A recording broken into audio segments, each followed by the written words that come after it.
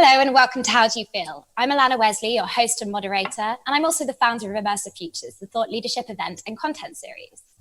So for everybody that's new today to How Do You Feel, we're on a mission to inspire global empathy, connecting audiences around the world at a time when we've all been physically divided. And as part of this, we decided to host this series of talks where each week we're inviting different business leaders to join us and to share how they've been navigating the pandemic and also what their business is doing in response. So for everyone who missed it, last week we were joined by one of the world's leading fintech entrepreneurs who shared how technology is positively disrupting the world of commerce and also how this is going to lead the influence business as we move forward into the future.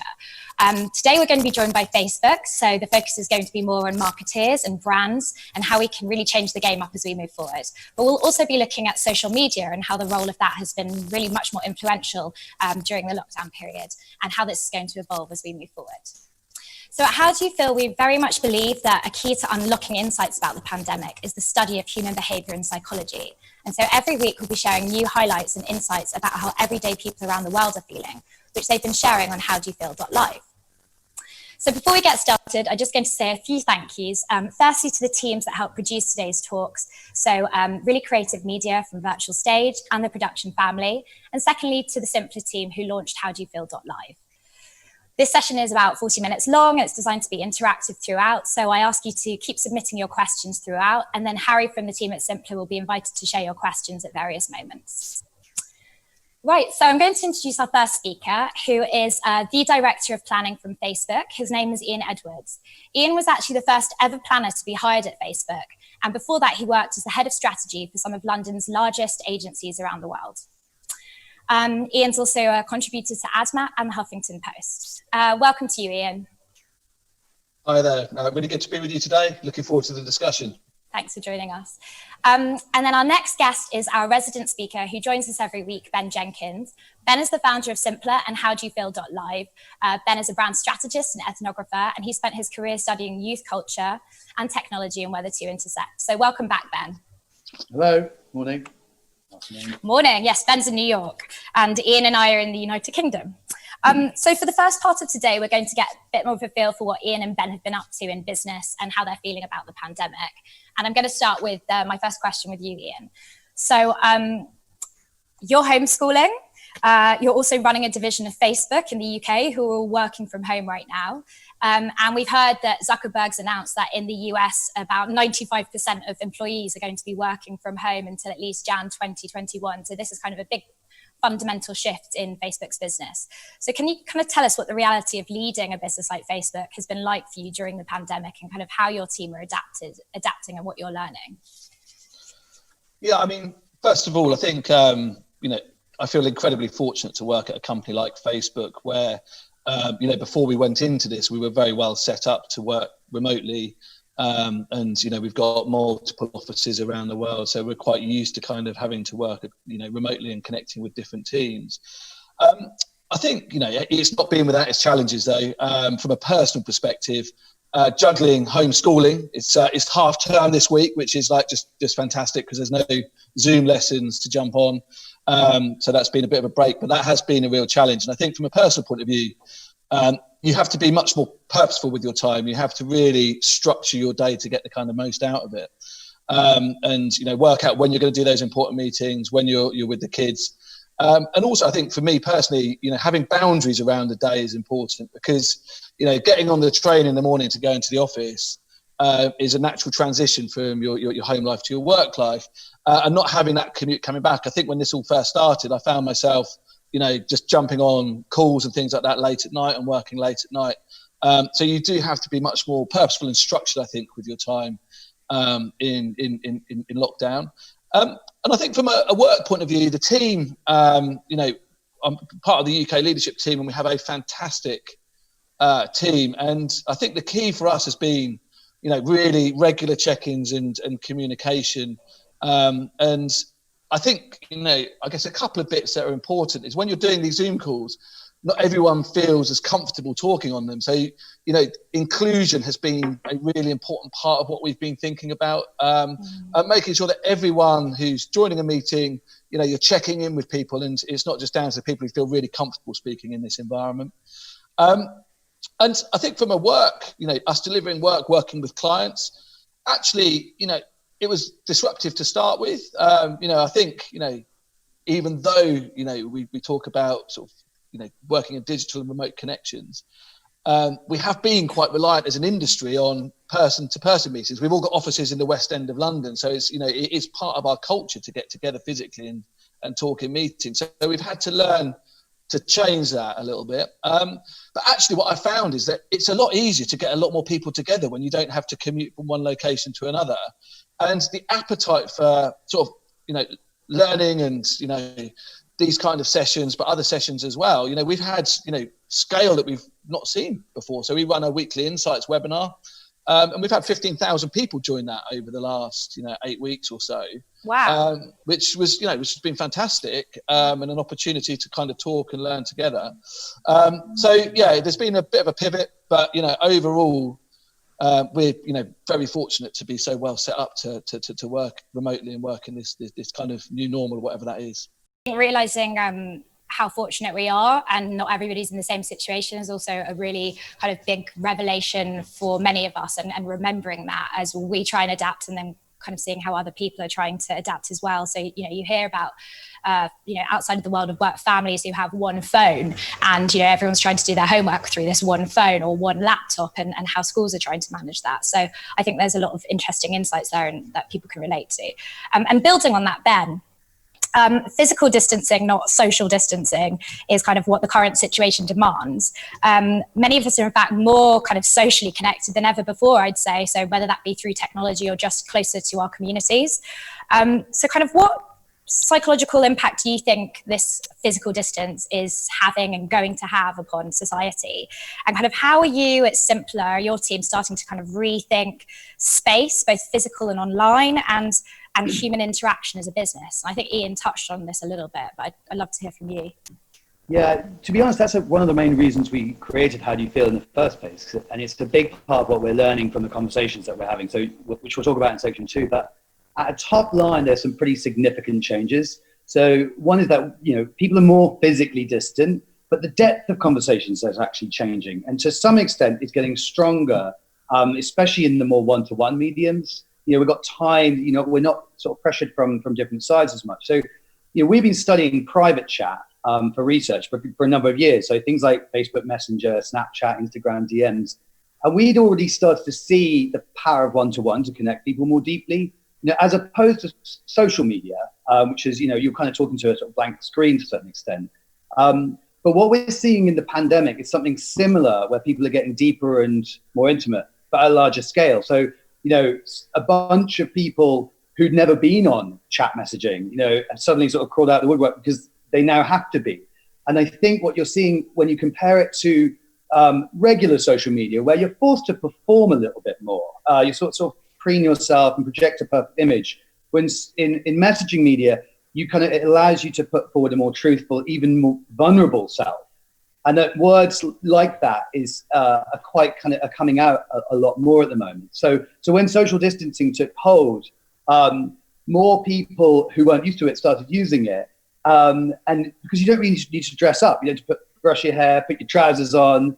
And I think what you're seeing is a lot more people being more present, spending more time, focusing on one person, one thing, because they're not being pulled in multiple directions. And I can see Ian grinning there at the trouser comment. I mean, which clearly tells me about what he's doing at the moment. Thank you for that, Ben. So Ian, final question for this section, and then we'll move on to some audience questions. So in terms of Facebook and the communities there, or the individuals, since lockdown happened, have there been any kind of dramatic shifts in the way people are engaging with Facebook? I'd like to hear kind of what you've learned there, but also some of us have seen some campaigns that Facebook have launched in response to COVID. I'd love to hear a bit about the purpose of those campaigns and the impact that they've had so far. Yeah, I feel like I should address the trouser point first. I'm definitely wearing trousers, just so we're clear on that, Ben. Thanks. Thanks for that. The transformation that we have seen in terms of how people are using our products and services has been the biggest shift, I think, that we've ever seen at the company. I think our biggest day usually across the year is New Year's Eve. And we've seen kind of New Year's Eve level of usage every single day as we've gone through lockdown.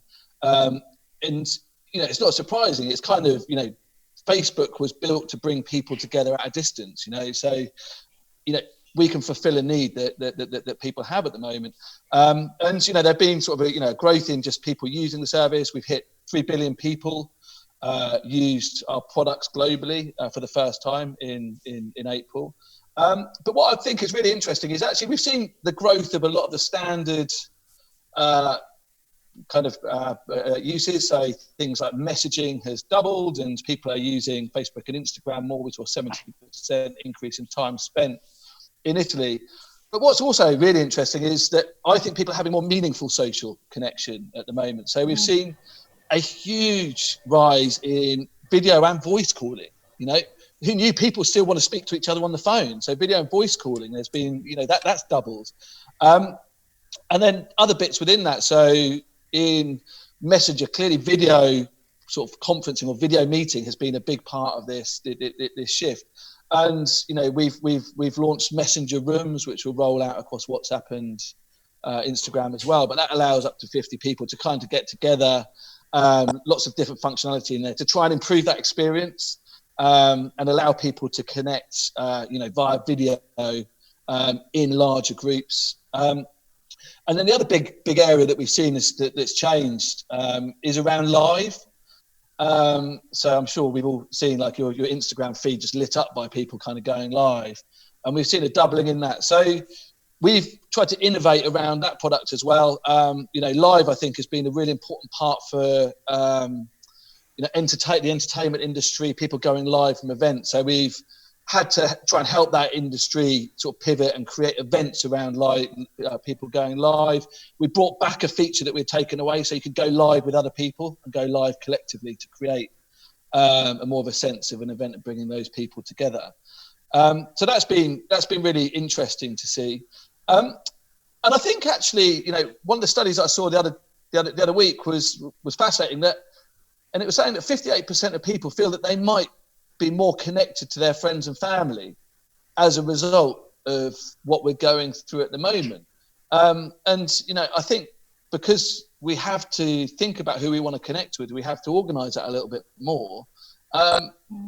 If there is a silver lining, it means that we're connecting with lots of different people that we haven't done previously. Because rather than spending a whole evening with someone and having dinner, you might just drop in for half an hour and have a call.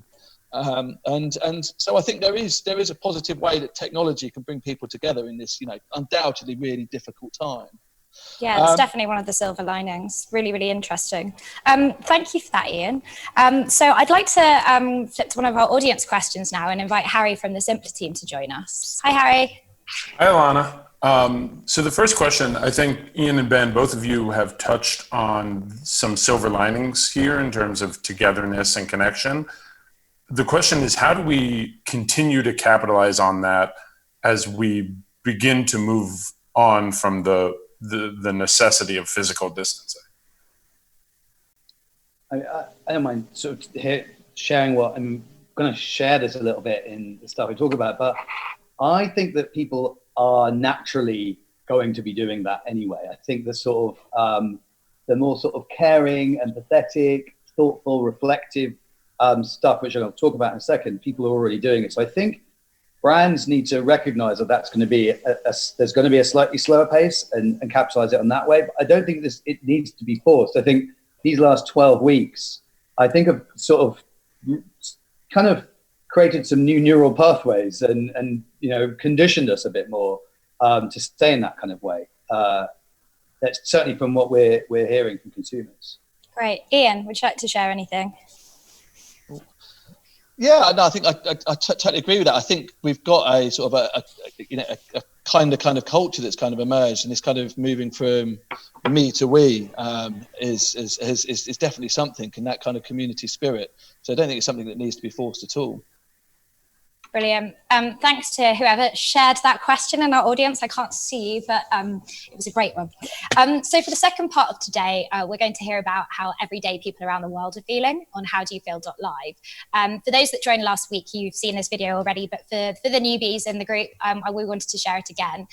Ben, can you, before you share kind of this week's highlights, can you tell us a bit about what howdoyoufeel.live is and what inspired the team to create it? And there's a video that will play. Yeah, so Simplify applies a much more human and conversational approach to research. So the point of which is to make organizations more empathetic. So we don't only use messaging apps to make things feel more natural, but we also use chatbots, which are given quite a bad press. But chatbots can actually converse with people in a much more reflective way. They're like a great moderator. So it's less like traditional research. Think more like kind of therapy. So when the coronavirus hit, it forced us inside. And it sort of made us lose touch with strangers from the outside world. So things like empathy, human connection, and info gathering suddenly became a priority. So we thought, why not point our technology at this problem and share the output? So what you're seeing in the background at the moment is us doing that. It's sort of a global map that picks up where people are, what their emotions are based on what they said in the video or in a diary entry. And it really shares the emotional truths, the emotional layer of what people feel. Because people are much more candid. You know, we prompt them in the way that we do things, to, like a therapist does, to sort of go beyond just the sort of what they think to what do they feel, hence the name. And it's been really quite reflective. I'm now going to share sort of a couple of things that came out of that. So the first one is what we're sort of referring to as learned agoraphobia. So as we get into the third month of social distancing, which, you know, a lot of us never thought we'd be here for this long, we're seeing a new phenomenon that really wasn't around in the first few weeks. It's this compounded sense of the longer we stay in, the more reason there is to stay in. So almost like one of those cognitive biases you hear that you're doing for something for so long, so it must be important. So the danger is greater the longer our reaction lasts to it. So the weird thing is that people, in order to overcome this fear and this sort of sense of anxiety that produces, we then stay in even more because that's become a comfort mechanism. And then that contributes even more to it. And so we have to stay in for longer. So the result is a fear of leaving home that's almost disconnected from the original reason. And the way we pick this up, because we read sort of subtext of the way people are talking, and we saw a lot of people saying, we're not going out again. And actually, we're frightened of going out again. And in some cases, they do have reasons, but in other cases, they give lots of reasons, which kind of leads you to sort of read between the lines that they're finding reasons. So one person said, I feel panic at the mere thought that I can be approached by people. I could be stalked, but with the lockdown, I felt safer. And there's a video for this one. So as the lockdown restrictions begin to ease, it worries me because I do have a son that has severe asthma and an immune disorder. So what we're doing is we still keep our social distancing. We don't go into stores with the kids just to keep them safe. I think it was too soon. So she was slightly cut off at the end, but she just finished saying soon. So a lot of people are talking like her with lots of reasons. The second one is we're sort of predicting a slower pace post-opening, like I sort of mentioned earlier. So many people are talking about the discovery of slower, more mindful pursuits like walking, meditating, biking. There's a bunch of reports in the media saying in the bigger cities, there's a fear of congestion after lockdown opens up because everyone's going to be jumping in their cars because they're afraid of public transport. We're actually noticing that perhaps that spike might come on foot and on two wheels. Because while people are forced to walk and pause and stop a lot of activities and do in-home things at the beginning, we're now starting to notice that they're becoming kind of attached to these activities. So people talk about, I'll take walks more, I'm going to be riding my bike more often, spending more time with existing friends, trying to stay fit with Pilates, keeping my active, writing stories for people. And there's a video for this one too. Well, in order to keep myself happy, I started painting, which is really nice. I started looking for new traveling destinations and to know about new countries. I started talking to different people, like I started counseling, which is really helpful. So trying to cook new recipes. And then the third one was this idea of going from a sense of social to almost physical disgust. So what used to annoy people would be mild annoyances for people, like bodily sounds, invasion of personal space and other kind of personal habits, now actually produces a full-blown sense of panic and even rage that people are feeling justified for. So it's always been true that social annoyances are actually closely connected to taste and smell. That's why we use words like disgust when talking about someone. And as a result, they produce similar sorts of reactions. But now those connections are much closer. They're no longer sort of metaphorical connections. So I want to play the final video on this. A guy talks about tasting someone else's breath. Main habit will probably be keeping my distance from other people, going shopping when it's quiet, and just washing my hands a lot more often. Probably wearing a face covering in public as well. I feel like it's better privacy, and the breath transmission as well. Good analogy is you always know when you're near someone who's vaping with like a scented vape, like the guy with the candy floss vape pen.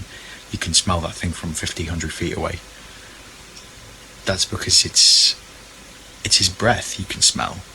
He breathes it in, and once it goes out again, it'll travel downwind to you. In a marketplace, everyone will get a smell of it, and it could quite easily be coronavirus particles as well that can infect anybody in that crowd. Whilst a mask won't stop that, I think it's an eye-opener as to how easily an airborne disease could be transmitted just like that. So yeah, trying to avoid crowds and going shopping when it's quiet is probably the biggest thing that I'll do. Thank you for that, Ben. I think for me, what's a real eye-opener is just getting inside people's heads and what they're thinking. And I encourage everyone to go on howdoyoufeel.live and share how you're feeling and discover what other people around the world are feeling. And there's loads of great videos and anecdotes on there. So Ian, reflecting upon these insights, do any of these kind of ring true to what you've been discovering in the Facebook's communities, or what you've been learning about audiences and kind of insights during the pandemic? Yeah, I mean, yeah, they certainly do. I think, was it tasting someone's breath? I think that took me back to mornings on the tube, which is not the nicest memory. But I think actually, being on a serious note, I think there are two points really resonated with me from that. One was this sense of learned agoraphobia that you talked about up front, Ben, and also in the last clip, this kind of sort of anxiety. I'm not sure exactly why there would be, the reasons for it, and has been created, but this anxiety people are going to have about going back out and getting on with life as it was before, from public transport to going to shops to, socializing. I think as we re-emerge, there's going to be a very gradual shift back to what happened before, if we ever do get back to that. And I think, for the economy to get started, businesses are going to have to think about how they allay some of people's fears in this space. How do they help people who want to have that degree of social distancing have that? How do they allow them to feel comfortable, going into their shops, going into the restaurants, going into the bars again? And it's going to be a really important part of this. And it's not just going to be, this is ended, lockdown's finished, we're back out there. It's a very, very gradual transition. And I think the second part was just a wonderful clip there where the lady was talking about how she's trying lots of new things. She started painting and learning about new countries, and that sort of thirst for knowledge. We've been forced to sort of fill our time, and a lot of people have chosen to do that with rediscovering things they used to love from a long time ago, or learning new skills. We're certainly seeing that on the platform, and we're seeing this both from people. We're also seeing great things from brands leading into this. We were talking earlier on about one of my favourite things was Marc Jacobs, fashion designer. They were doing live drawing called Drawn Together with an artist, ran on Instagram Live, and you could learn sort of painting skills and bringing people together that way. And I guess the final point with that is I think, one of the sectors that is going to get disrupted in, the biggest way is around education. People are learning skills. We've learnt to learn online and remotely. And education has been an incredibly privileged and exclusive part. The best universities in the world cost money to go to. The best schools, you have to generally live in the developed world. But this is going to open up and change a lot of that. And I think we're seeing that now, the ability for people to learn online, educate themselves. And I think that's one sector that's going to come out of this in a very different way, in a very positive way as well. That's lovely, thank you. Ian, I know you've recently hosted the Social Good Conference, and is there kind of anything that you've been talking to the charities that have been attending that in terms of like this kind of opening up of community, and what has your advice been to them? Yeah, it's a tough one. Actually, we had that earlier today, and we had nearly 1,000 charities join the conference. I'm also vice chair of the Media Trust, and we work with lots of charities on their comms, and so we're very closely tied into that. If anyone listening wants to volunteer some of their time, you can go to the Media Trust site and volunteer your time. And it's very serious for charities. The digital divide is real.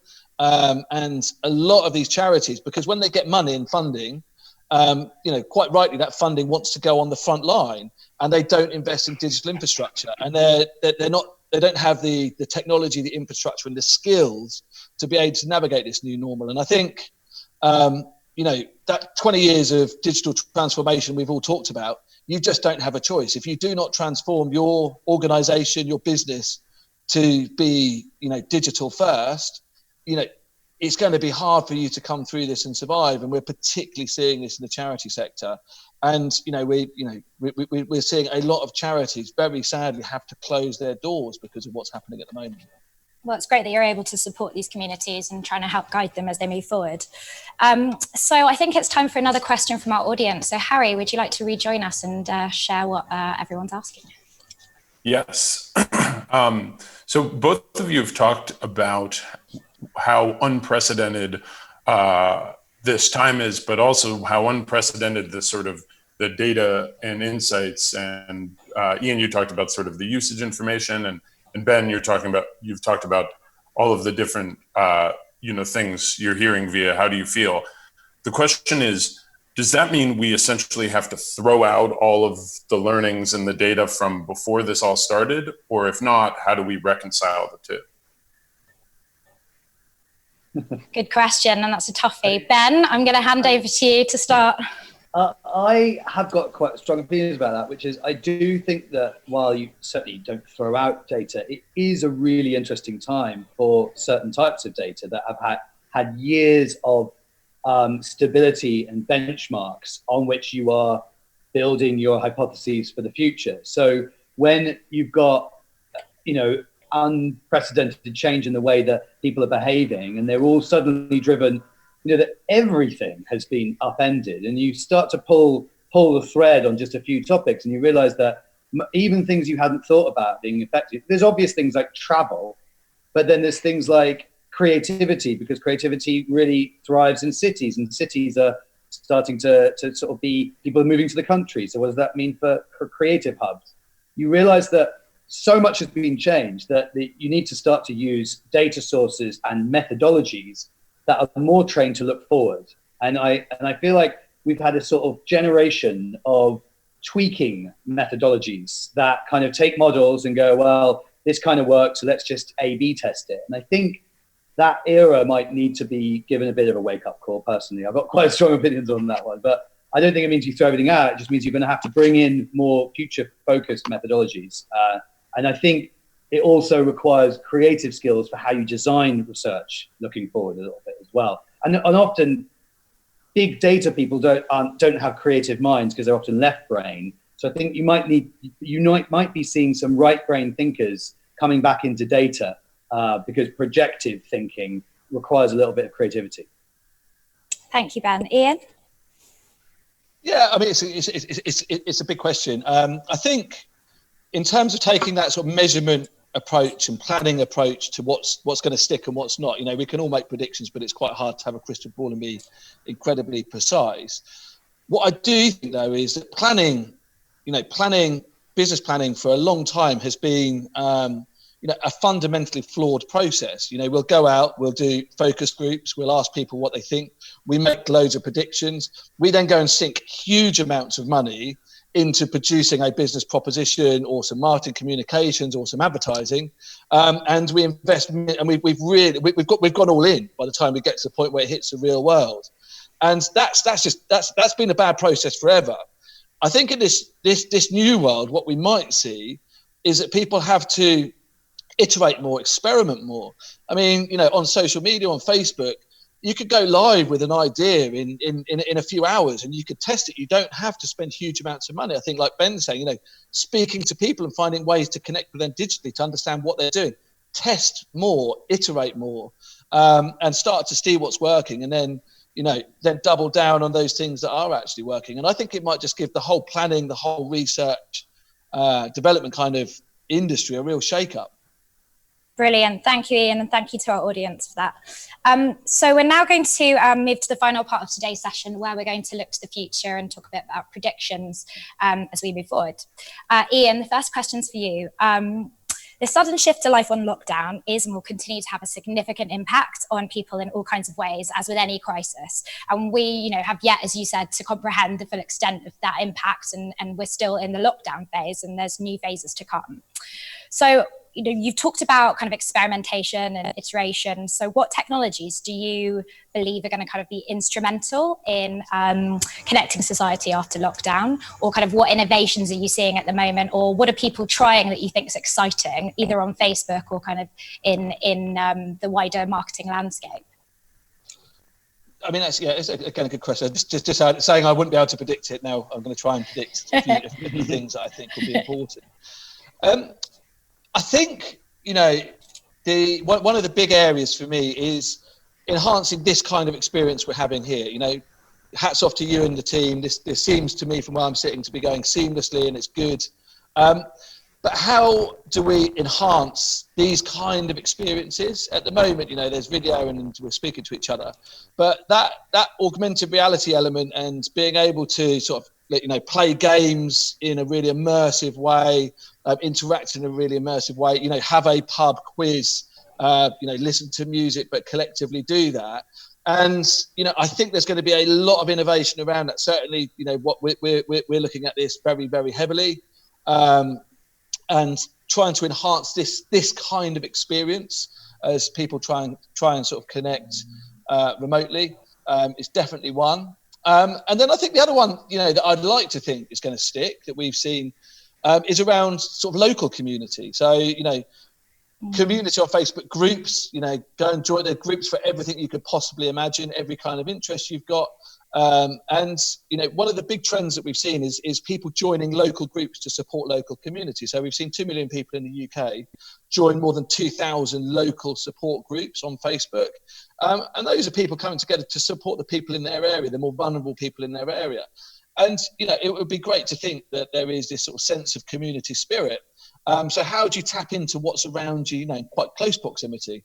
So, yeah, two extremes there. One, augmented reality kind of changing how we connect across the world. And then two, how do we get closer to the local communities around us?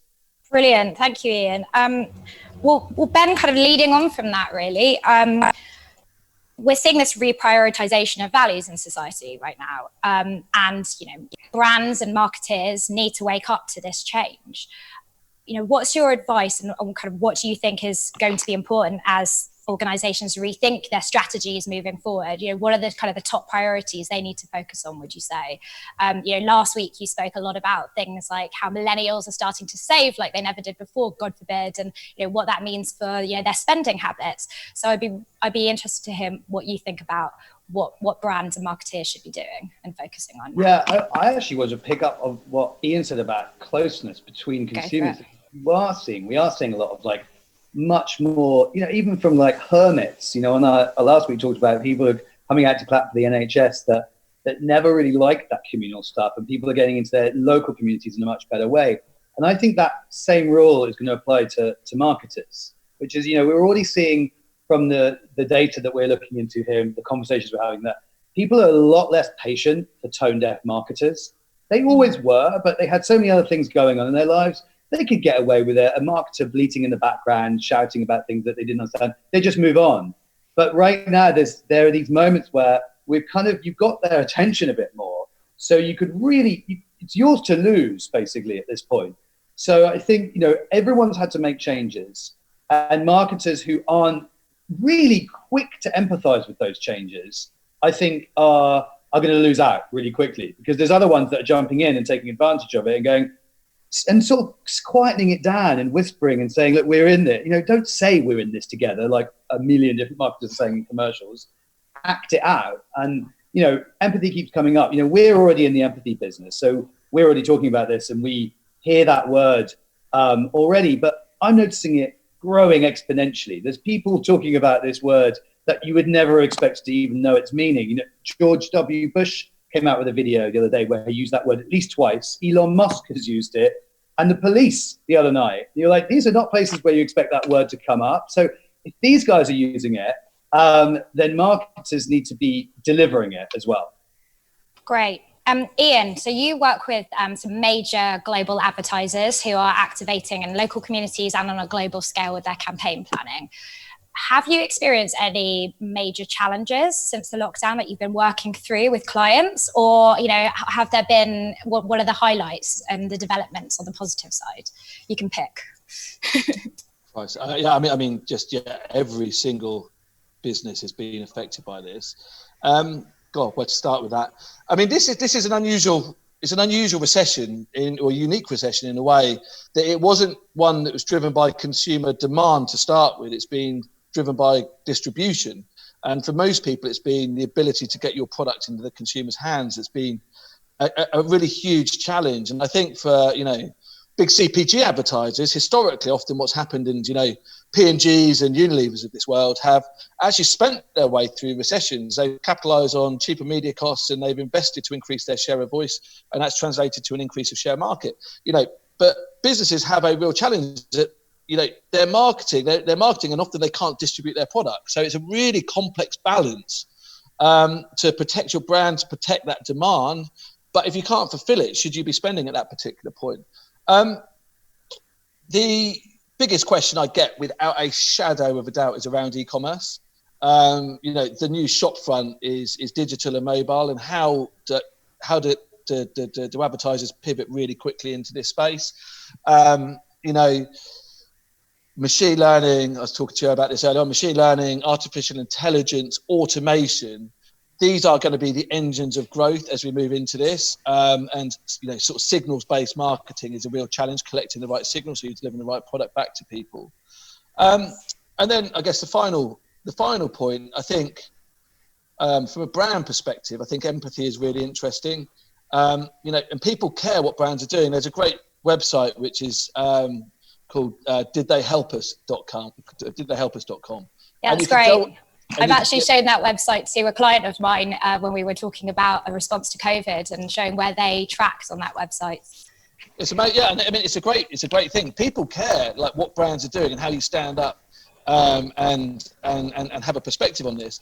And I think if you get that right, you've got an opportunity to build a uniquely strong bond with your customers that will last not just weeks and months, but can last for, you know, a really long time. My grandparents shopped their entire life at M&S because of the way that M&S, Marks and Spencer's as it was, supported local communities during the Second World War and the Blitz in London.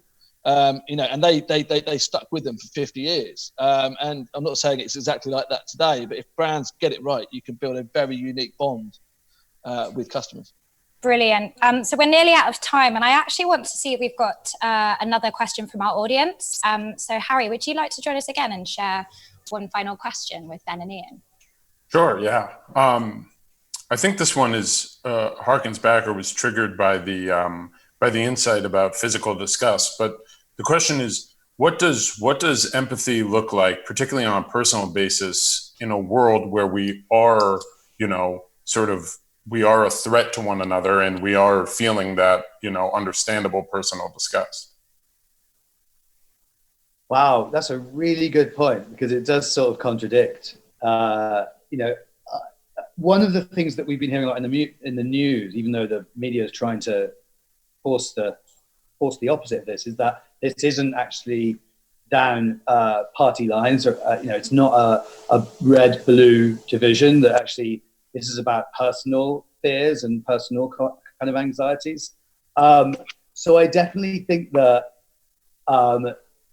there's a sort of thing that every human can do to just think about individuals rather than big groups of people, because this is no longer government versus us. It's no longer Democrats versus conservatives. So I feel like there is a sort of, well, you know, a lot of what we're talking about is helping brands be more empathetic. I do see it being split down the middle between people who are just really frightened of everybody else, and they've sort of lost a little bit of their empathy.